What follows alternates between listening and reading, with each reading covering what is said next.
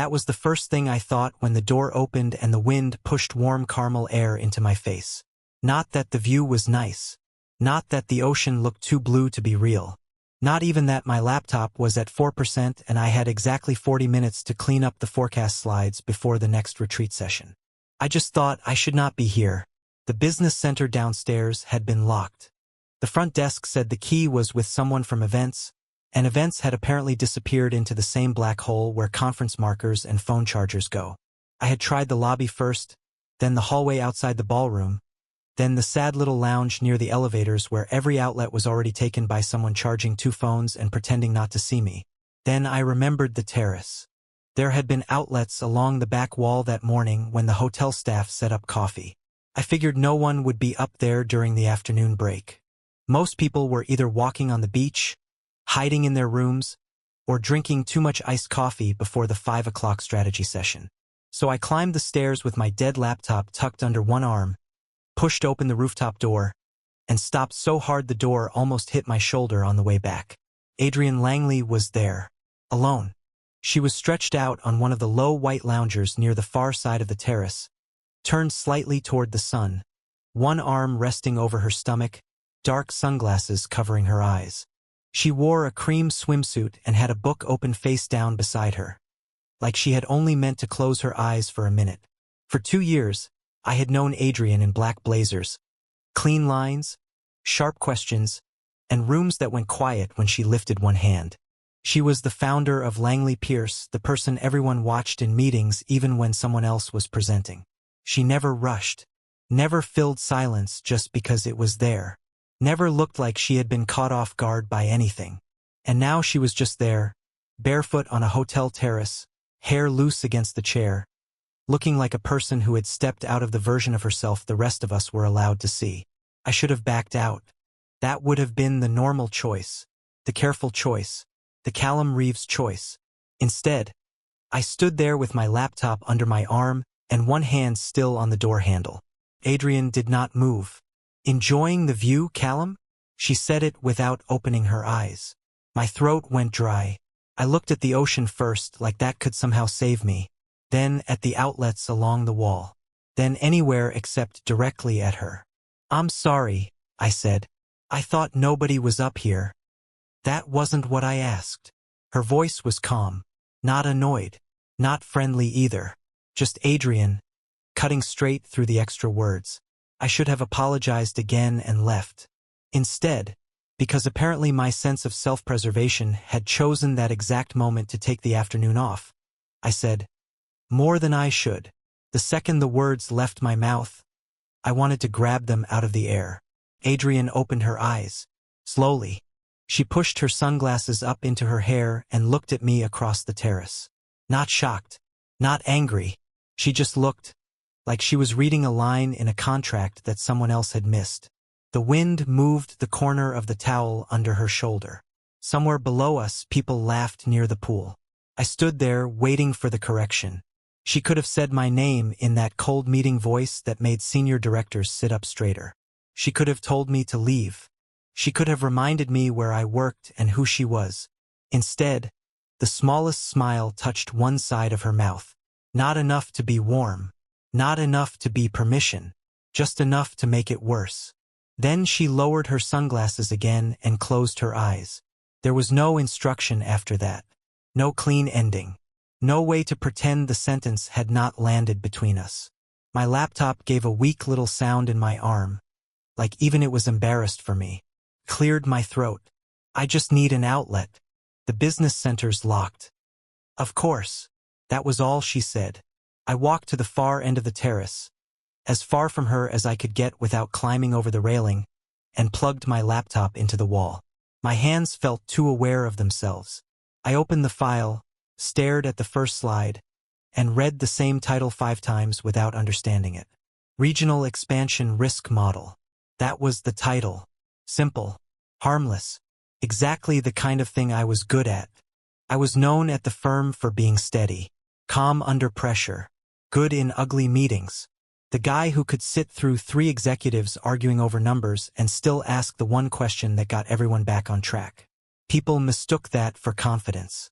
It was not confidence. It was training. Years earlier, I had worked at a startup that folded overnight. One day we had snacks in the kitchen, new investors coming in, and a founder talking about changing the market. The next day, I was carrying my desk plant in a cardboard box, wondering how I had missed every sign. After that, I learned to stand slightly back from things. Not too close to risky companies. Not too close to big promises. Not too close to people who could change your life faster than you could understand it. That afternoon, on the terrace, I sat 10 yards from the one person at Langley Pierce who could do exactly that. Adrienne turned a page in her book without looking at me. I tried to work. I really did. I adjusted one chart, rewrote half a bullet, changed aggressive timeline to compressed timeline, because Adrienne hated dramatic wording in client decks. Then I caught myself thinking about the fact that I knew that. I knew what words she disliked. I knew how she held a pen when she was losing patience. I knew that when she was genuinely amused, she looked down before she smiled. I had been telling myself for months that it was professional attention, that noticing details was part of my job. That lie got a lot harder to keep while she sat across the terrace, quiet and unguarded, letting the sun rest on her face. After maybe 20 minutes, she stood and wrapped a white cover-up around herself. I kept my eyes on the screen so hard the spreadsheet blurred. Callum. I looked up before I could stop myself. She had her book in one hand and her sunglasses back over her eyes. The expansion model, she said. I'll want your honest view in the morning. I nodded. You'll have it. I usually do. Then she walked past me toward the door. She smelled faintly like sunscreen and tea, which made no sense and somehow made perfect sense. She paused with her hand on the door, not turning around all the way. For what it's worth, she said. You looked more startled than guilty. I had no idea how to answer that. She did not wait for one. The door closed behind her, and I sat there staring at my laptop like it might explain what had just happened. That night, I lay in my hotel room with the balcony door cracked open and the sound of waves moving somewhere in the dark. My laptop was charged. The slides were finished. My notes for the morning session were clean and organized. None of it helped. I kept replaying her voice. Enjoying the view, Callum? Then my answer. More than I should. I thought about sending an apology. I wrote one in my head 3 different ways. Each version sounded worse than silence. Too formal. Too guilty. Too much like I was trying to turn something small into an incident. So I did what I usually did when something felt unstable. Nothing. The next morning, Adrienne walked into the ballroom at 8:03 wearing navy trousers, a white blouse, and the same unreadable control she always carried. She moved to the front, thanked everyone for being on time even though half the room was not, and started the session like the rooftop had never existed. When my section came up, she looked at me the same way she always did. Callum, walk us through the downside case. Professional. Clear. No trace of yesterday. I stood, connected my laptop, and began speaking. The room listened. The slides worked. My voice stayed even. But halfway through the second chart, I looked toward her and found her watching me just a second longer than she needed to. Not smiling. Not warning me. Just watching. And that was when I understood that nothing had happened on the terrace. Nothing anyone could point to. Nothing anyone could report. Nothing anyone could prove. But something had changed anyway. Back in Seattle, I told myself Carmel would fade. That was the responsible version of the story. A strange moment on a rooftop, a bad answer from me, a small smile from Adrienne, and then everyone went home. Work would swallow it. Meetings would stack up. Clients would complain about timelines.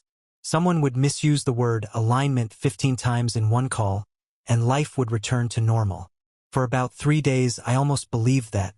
Then Adrienne's assistant messaged me at 3:41 on a Thursday. Adrienne would like your second read on the Harding risk section. For P.M. If available. I stared at the message longer than I needed to. Before Carmel, I would have answered in 10 seconds. I was always available for a risk section. That was half my value at the firm. Give me a messy client deck, a nervous partner, and a problem no one wanted to name, and I could make it clear without making it sound dramatic. But now 4 p.m. in Adrienne's office felt like something else. I typed, available. Then I deleted the period because it looked too stiff. Then I put it back because deleting it was insane. At 3:59, I walked down the hall with my notebook and the printed risk section in my hand. Her office door was open. Adrienne sat behind her desk in a charcoal blazer, hair pinned back, glasses low on her nose as she marked up a page. Everything about her looked exactly as it should. That made it worse. "Come in," she said without looking up. "Close the door." I did. Not fast. Not slow. Normal speed. I had become very interested in normal speed. She pointed to the chair across from her. "Harding's board wants confidence. Their numbers don't deserve it." "That's generous," I said, sitting down. Her mouth moved slightly. Not a smile, but close. "We worked for 40 minutes. On paper, it was just a review. Supply chain exposure, vendor concentration, expansion risk, all the usual places a client tried to hide panic under clean formatting." Adrienne asked tight questions. I answered them. She crossed out phrases with the same neat pressure she used in every meeting. Nothing was strange, except everything was. Every time she leaned back, I remembered the terrace. Every time she said my name, I heard it the other way, quiet under the sun. And every time I looked away too quickly, I knew she noticed. Adrienne noticed everything. At 4:46, she set her pen down. "You're avoiding eye contact." I looked up. "I'm reading the document. The document is on the table." "I'm being thorough." "That's not the same thing." I sat back and let out one short breath through my nose. "I'm trying to be professional." Adrienne held my gaze for a moment. Then she said, "So am I." That should have helped. It did not. After that, the meetings became a pattern. Not every day. Not enough for anyone to call it unusual at first. But enough that I started expecting them. A calendar hold near the end of the day. A note from her assistant. A direct email with one line, "Bring the Centrix draft." Or, "Need your view on the Mercer language." Sometimes we met in her office. Sometimes in the small conference room near the north windows after everyone else had drifted out. The building would get quiet around 6, except for the elevators and the cleaning crew moving carts down the hall. We talked about work. Real work. She never wasted time pretending. Adrienne could cut through a 30-page deck in 12 minutes and leave only the parts that mattered. But then, slowly, the edges changed. One evening, we were sitting side by side at the conference table with 2 laptops open and 3 empty coffee cups between us. I had just talked her out of using a softer phrase for a client mistake. "You enjoy being the person who says the thing no one wants to hear," she said. "I don't enjoy it. You're good at it. That's different." She watched me over the rim of her tea. "How did you become so controlled?" The question landed too cleanly. No warning. No work wrapper around it. I looked back at the screen. "I'm not controlled. Callum." There it was again. My name used like a door handle. I rubbed one thumb along the edge of my notebook. "I worked at a startup before this. I know that. Not the version that looks good on LinkedIn." Adrienne waited. I should have made a joke or turned us back to the deck. Instead, I told her enough to make the room feel smaller. I told her about the Monday morning meeting where the founder said we were in a temporary cash position. About the Wednesday email telling us not to talk to clients. About Friday, when the office felt like a set after the actors had gone home. I told her how fast it happened. How stupid I felt carrying a box to my car while the company logo was still painted on the wall behind reception. "So I learned," I said, keeping my voice even. "Don't stand too close to anything unstable." Adrienne did not answer right away. Then she said, "That sounds lonely." I shrugged. "It's practical. Those are not always different things." I looked at her then. She was not smiling. She looked tired, but not in the normal end-of-day way. More like she had taken off one layer of armor and was deciding whether she regretted it. That was how I started learning the small things. She drank black tea with 1 sugar, never 2. She called her sister every Sunday morning, usually while walking around Green Lake. because sitting still made the conversation feel too serious. She hated surprise parties. She kept a pair of flat shoes under her desk for days when investors visited because those meetings always ran long. When she was exhausted, she stopped using contractions in emails. I learned that she had started the firm with 2 clients, 1 borrowed conference room, and a personal credit card she still refused to talk about in detail. I learned that people loved calling her fearless, and she hated it because it made all the hard decisions sound easy. Once, after a client call went sideways and she handled it with the kind of calm that made everyone else relax, I found her alone at the coffee station staring into an empty mug. "You okay?" I asked. She looked at me like I had broken a rule. Then she said, "I am tired of being the strongest person in every room." It was the most honest thing I had ever heard her say. A second later, 2 associates came around the corner, laughing about something on their phones, and Adrian became Adrian again. She rinsed the mug, nodded to them, and walked back toward her office. But I carried that sentence around for days. She noticed things about me too. How I always sat facing the door. How I rewrote tense language instead of deleting it. How I checked exits in client meetings, not because I was afraid, but because I liked knowing where the clean way out was. One evening, she asked, "Do you ever get tired of being steady for everyone?" I said, "Not really." She gave me a look. I said, "Sometimes." That sounded almost painful. "I'm improving." This time she smiled for real. It lasted maybe 2 seconds, but it changed the whole room. Nothing happened. That became the strange rule between us. Nothing happened over and over until the nothing started taking up more space than anything else. A glance that held too long across a table. Her hand brushing mine when she passed me a marked-up page. Both of us pretending not to feel the pause after. Meetings that could have ended at 6 but somehow stretched to 7:10. Conversations that walked right up to the edge of something honest and then turned back at the last possible second. We were careful. She was my boss. She was 12 years older. She had built the company whose badge I used to enter the building every morning. There were a dozen reasons to keep every door closed. I knew them. So did she. Then Grant Ashford arrived from Chicago. He came in on a Tuesday morning with a tailored blue suit, a silver watch, and the kind of confidence that did not ask permission before entering a room. He was there for the integration review, at least officially. Chicago had merged some back-end operations with Seattle, and Grant had been sent to evaluate structural efficiencies, which was consulting language for making people nervous without saying why. I first saw him in Adrienne's office. Not at the doorway. Not seated politely across from her desk. He was standing by her window with one hand in his pocket, looking out over the city like he had already decided which parts of it belonged to him. Adrienne stood near her desk, arms crossed. When I knocked, Grant turned. "Callum Reeves," he said, like he had been expecting me. The risk whisperer. I disliked him immediately, which was unfair and also correct. Adrienne's face stayed neutral. "Grant Ashford, Chicago office." He stepped forward and shook my hand a little too firmly.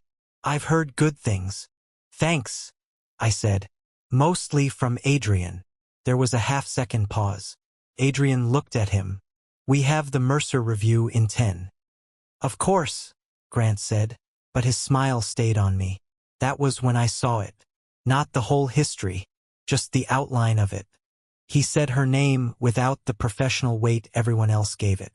He moved through her office like he had been there before, even though I knew he had not been in Seattle since before I joined. He did not look intimidated by her. He looked entertained. And Adrienne, for the first time since I had known her, looked annoyed in a way she could not fully hide. Over the next week, Grant seemed to appear everywhere. In leadership meetings, in hallways, at the coffee station, making casual comments that sounded friendly until you thought about them later. He was polished, smart, useful in the way dangerous people can be useful. He understood numbers, politics, and weak spots. He also understood Adrienne. That bothered me more than I wanted to admit. I had no right to be jealous. No claim. No conversation to point to. All I had was a rooftop sentence, a dozen late meetings, and the feeling that something unnamed had been growing between us because both of us were too careful to touch it. One Thursday night, Adrian and I were working alone in the glass conference room at the end of the hall. Rain moved down the windows in uneven lines. Most of the office was dark. Grant had been in her office earlier with the door closed for almost an hour. I told myself not to ask. Then I asked anyway. "How long has Grant been in the picture?" Adrian stopped typing. The room went too quiet. I kept my eyes on the deck. "For the integration review, I mean." "No," she said. "You don't." I looked at her then. Her expression had changed. Not cold exactly. Guarded. "You're asking something else," she said. I could have denied it. I almost did. Instead, I said nothing, which somehow answered her. Adrian closed the laptop in front of her. The sound was soft but final. "We should finish this tomorrow," she said. "Adrian." "It's late, Callum." Her voice was professional again. Smooth. Controlled. A locked door. I nodded once and gathered my notes. She did not look at me as I left. In the elevator down to the lobby, I watched the floor numbers drop and felt the old instinct settle back into place. Stand back. Find the exit. Do not get too close to anything unstable. By the time I reached the parking garage, I had almost convinced myself that was wisdom. But it felt a lot like losing. After that night in the conference room, Adrian changed the rules without saying she had changed them. The first sign was the calendar. Before, her assistant would send short notes that felt almost casual. "Adrian has 20 minutes at 5. Bring the Mercer draft." Now the invites had full titles, exact agendas, and 3 other people copied on them. Mercer Deliverable Review, Risk Language Alignment. Harding Follow-Up, Partner Prep. Centrix Internal Planning, Phase 2. Everything suddenly had walls around it. The second sign was her email tone. Adrian had always been clean and direct, but now she sounded like a person writing for a file that might be read later. "Callum, please attach the latest version for review." "Callum, confirm whether the assumptions have been validated by finance." "Callum, thank you for your input." "Thank you for your input." I stared at that line for a full minute the first time I saw it. That was not Adrian talking to me. That was Adrian putting distance in writing. I told myself I understood. I had asked about Grant. I had stepped too close to something she did not want opened. Maybe she had looked at the whole situation and decided the safest answer was to shut it down before it became a problem. That would have been reasonable. It still made me feel stupid. At work, I did what I always did. I stayed calm. I showed up to meetings with clean notes. I answered questions in the same even voice. When Grant passed me in the hallway and said, "Big week for you, Reeves?" I nodded like that meant nothing, but it did mean something. Grant had a talent for saying normal things in a way that made them feel placed. Like chess pieces. Like he knew where each one would move next. Adrian and I were barely alone for more than 30 seconds at a time. When we were, she kept it sharp. "Send me the revised model. Loop Julia in." Good point in the meeting. Small sentences. Closed doors. One afternoon, I found her at the coffee station. She was pouring hot water over a tea bag, one sugar packet already torn open beside her mug. For half a second, it felt like the old rhythm might return. I said, "You've been hard to get time with." She did not look up. "It's a busy review period, right?" She stirred the tea. Once, twice. Then she dropped the spoon into the sink. "Don't do that here," she said quietly. I glanced toward the hall. No one was there. "Do what?" "Ask me what you're really asking." Then she picked up the mug and walked away. I stood there with the smell of burnt office coffee around me, feeling like I had been corrected in a language only both of us understood. The call happened 2 days later. It was a stupid accident. That was the part that kept bothering me. Big turns in life should announce themselves better. There should be thunder or at least a bad feeling in your chest. This was just a calendar link. I had been waiting for a client prep call with the Mercer team. The invite said 2:30. I clicked in at 2:28, muted myself, and looked down to answer a message from finance. Voices were already speaking. Not the Mercer team. Grant's voice came first. I'm saying the role is redundant under the new structure. Then another voice, Martin from operations. Callum's been central to the Seattle accounts. Central is not the same as necessary, Grant said. My hand froze over the keyboard. Adrian said, we are not making talent decisions based on convenience. Her voice was controlled, but there was an edge under it. Grant gave a small laugh. No, of course not. We're making them based on structure, reporting clarity, and sensitivity around the role. Sensitivity. The word landed hard. Another person started to speak, but Grant continued. Keeping him close to executive strategy creates unnecessary exposure, especially with the current optics. I stopped breathing for a second. Adrian said, be careful. That was all. 2 words. Grant's voice softened. I am being careful. For everyone. Then the screen blinked. A message appeared. You have been removed from the meeting. I sat there staring at my laptop, alone in my office, while the city moved outside my window like nothing had happened. For a while I did not move. I wanted to believe I had misunderstood. Maybe they were talking about some other sensitivity, some other optics, some clean restructure logic that only sounded personal because I was already raw from the past few weeks. But I had built too many risk models to lie to myself that badly. Grant was moving me off the board, and Adrian knew. The next morning, I went to her office before I could talk myself out of it. Her assistant was not at the desk. Adrienne's door was partly open. I knocked once and stepped in. She looked up from a stack of printed reports. Callum, we need to talk. Her face changed just enough that I knew she heard something in my voice. She stood. Close the door. I did. For a second, neither of us spoke. Then I said, I was added to a leadership call yesterday by mistake. Adrian went still. I heard Grant. I said. I heard enough. She looked toward the windows, then back at me. How much? Enough to know my role is on the table.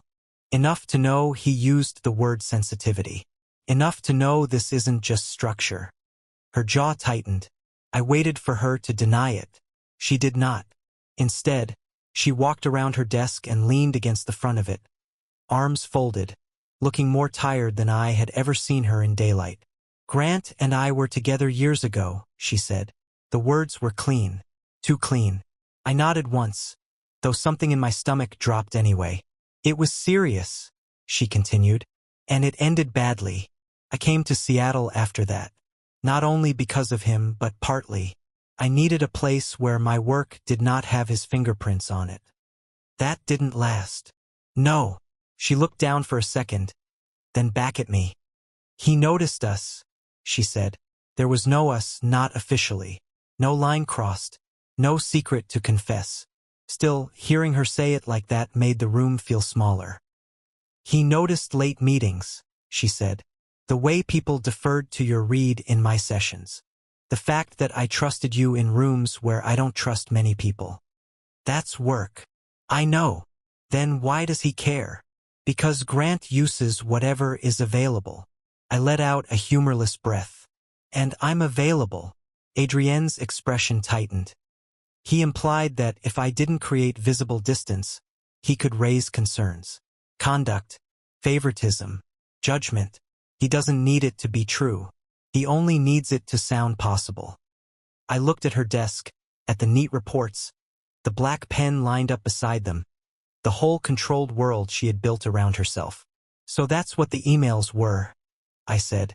The copied meetings, the formal tone. I was trying to protect you, came out sharper than she meant it to. She closed her eyes for half a second. I was trying, she said again, quieter. To keep you out of something you did not choose. I should have felt relieved. Instead, I felt angry in a way I had no clean place to put. You didn't tell me. No. You let me think I had done something wrong. Her face shifted then. Not much, but enough. I know. The office went quiet. Outside, someone laughed near the elevators. The phone rang once, then stopped. Adrian pushed away from the desk and walked to the window. She stood with her back partly to me, looking out over Seattle like the city might give her a better answer. I have thought about you every day since Carmel, she said. I did not move. She turned back. There was no performance in her face now. No CEO armor. No careful meeting voice. I shouldn't say that, she said. I know exactly why I shouldn't say it. I am your boss. I am older than you. I run this company. Every practical fact is against saying it out loud. My chest felt too tight. But distance did not make it untrue, she said. And Grant saw that before either of us admitted it. For once, I had no steady answer ready. The right thing was probably to say it back. Not in some dramatic way, just honestly. I could have told her that I had replayed that rooftop more times than I wanted to count. That the late meetings had become the part of my day I waited for. That every safe choice I made around her felt less like caution and more like fear dressed up as discipline. I could have said any of that. Instead, my old instincts came alive so fast it almost felt physical. Too unstable. Too much risk. Find the exit. I nodded like she had given me a difficult client update. Thank you for telling me, I said. Adrian stared at me. The words sounded awful in the room. Callum, I need to think. That is not what you want to say. No, I said. It isn't. Then say it. I looked at her, and for a second I almost did. Then I saw the office around us. The glass wall. The company name on the door. The reports with my role marked up somewhere inside them. Grant waiting with his polished smile and his useful threats. I stepped back. I can't do this here, I said. Adrienne's face closed, but not before I saw the hurt. I left her office before she could answer. For the next 3 days, I became the most professional version of myself I had ever been. I finished every deliverable. I answered every message. I attended every meeting. I did not go near Adrienne's office unless someone else was there. Caution at least gave me tasks. Then Grant came to see me. He arrived at 9:15 on Friday morning and closed my office door without asking. Callum, he said, taking the chair across from my desk. I wanted to speak with you directly. I folded my hands on the desk. About what? The restructuring. Of course. He gave me the kind of sympathetic look consultants practice when they want bad news to sound inevitable. Your position is being eliminated. The sentence was simple, almost boring. I had imagined losing jobs before. After the startup, I had made a whole private habit of imagining exits. What I would pack first, who I would call, how calm I would be, and I was calm. That was the worst part. Grant explained severance, transition timing, references, the business rationale. I listened. I asked 2 questions. I wrote down dates I already knew I would not forget. When he stood, he gave me a smaller smile.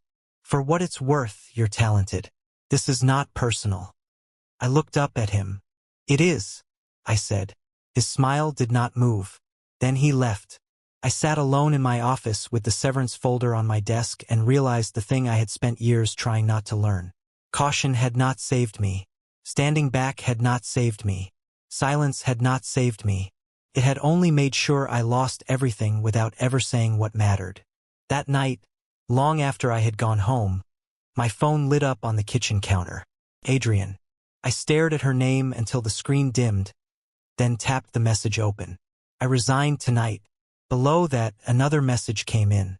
I will not let Grant turn what happened between us into a dirty office footnote. I am done making choices based on fear and optics. A third message appeared after almost a minute. You deserved the truth sooner. I am sorry I did not give it to you. I read the messages standing in my dark kitchen, the refrigerator humming behind me, rain tapping softly against the window. Then I read them again. Adrienne had done the thing I had not. She had chosen the truth before she knew whether it would give her anything back. And for the first time in years, the safe exit looked less like wisdom and more like the loneliest door in the room. My last week at Langley Pierce moved in a strange, quiet way. Nobody knew what to say to me, so most people said too much. I heard about the restructure, man. That's rough. You'll land somewhere better. This place is changing anyway. People came by my office with careful faces and paper cups of coffee, like I had been asked to leave a party early because of a scheduling problem. I thanked them. I nodded. I made it easy for them to walk away feeling decent. That was another habit of mine. Make the hard thing tidy for everyone else. Adrienne was already gone. That was the part one could not make tidy.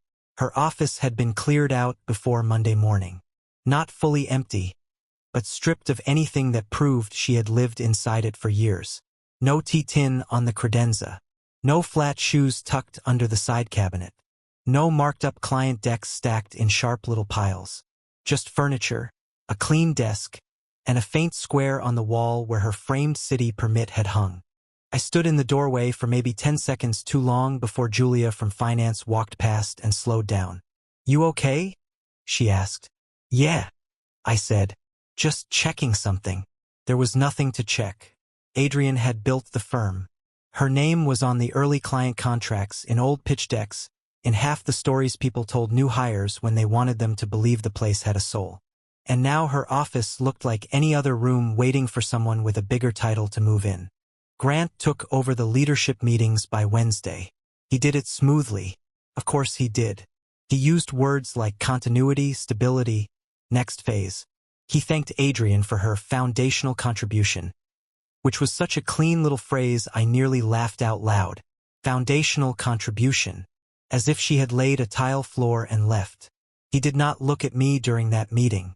Not once. That annoyed me more than if he had stared. I had become finished business to him. A line removed. A small risk closed. On Friday afternoon, I packed one cardboard box. It was not dramatic. A notebook, 2 chargers, a framed photo of my brother and me at a Mariners game.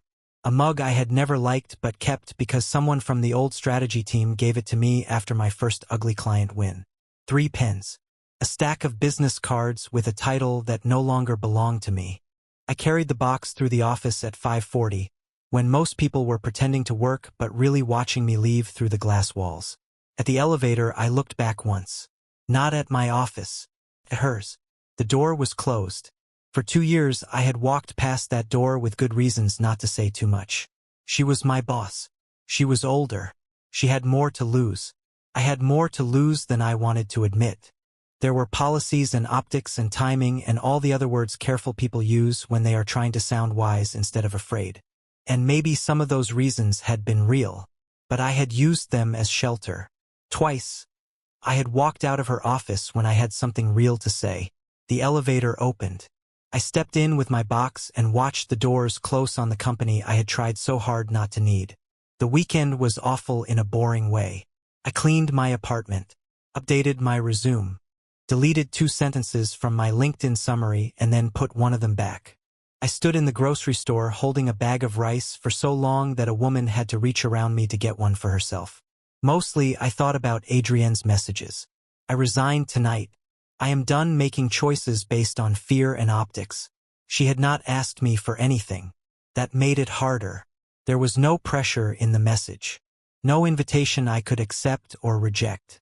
Just a fact, clean and brave, sitting there on my phone while I did nothing. By Sunday evening, doing nothing started to feel like another kind of answer. So I called Nathan, an old colleague who had left the firm the year before and somehow still knew everything. He picked up on the 3rd ring. "Reeves, you alive?" "Working on it." "Yeah, I heard. Grant happened." "That obvious?" "Grant is always obvious after he's done being useful." I sat on the edge of my couch. "Have you heard from Adrienne?" There was a pause. Nathan said, "That why you called?" "Yes. At least you're finally efficient."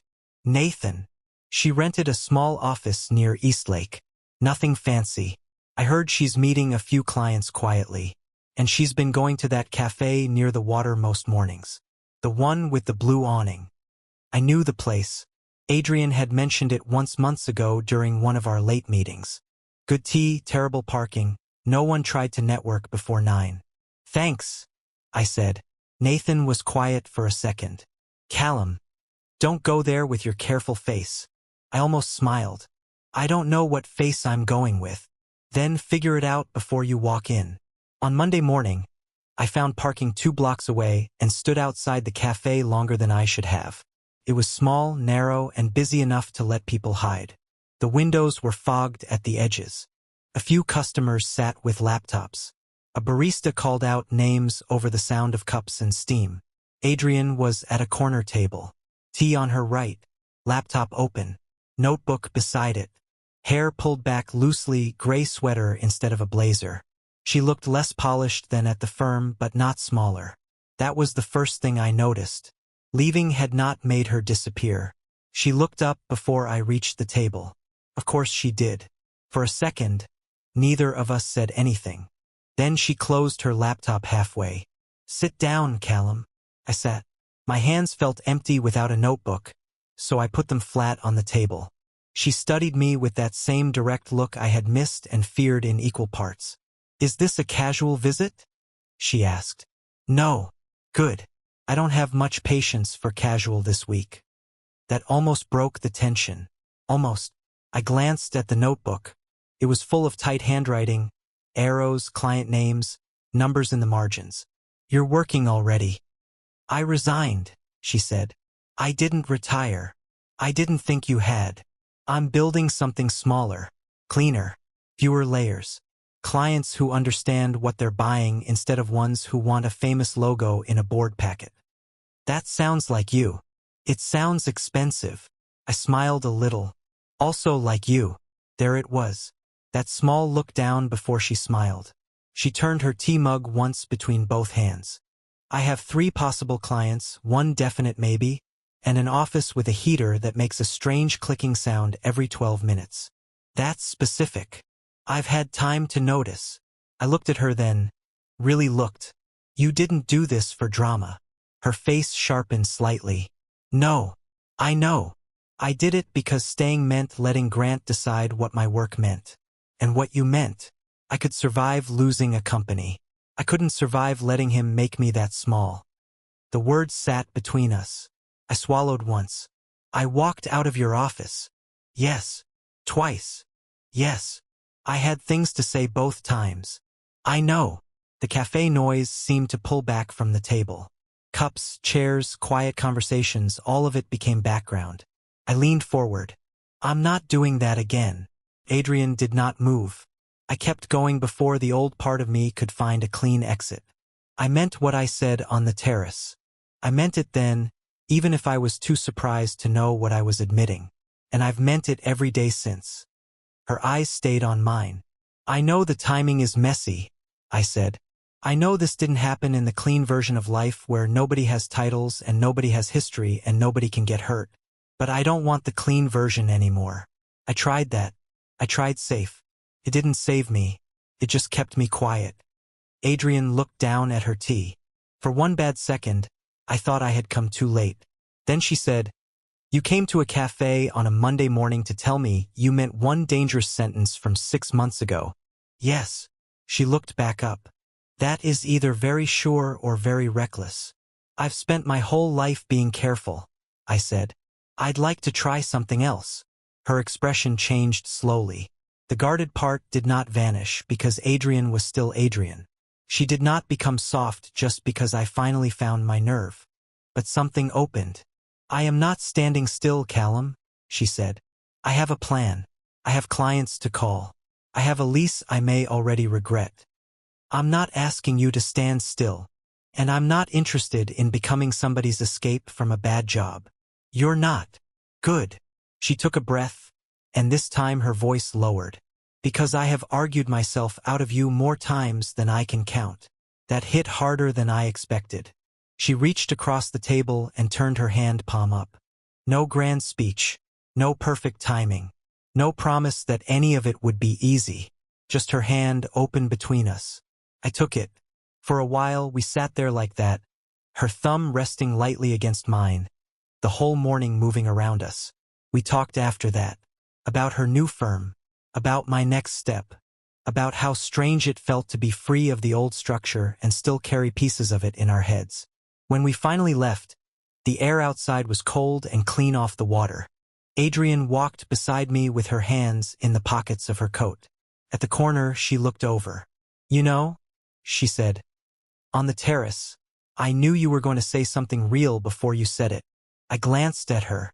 "That would have been useful information. You would have run sooner." I thought about denying it. Then I laughed once. Probably. She smiled, and this time she did not look away. We started walking again. I did not look back toward the old company. There was no point.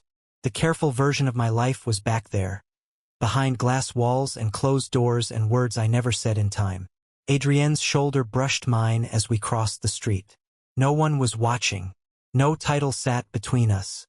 No office waited upstairs with the company name on the door. For once, there was no clean, safe version to hide inside. There was only the real one, and I kept walking,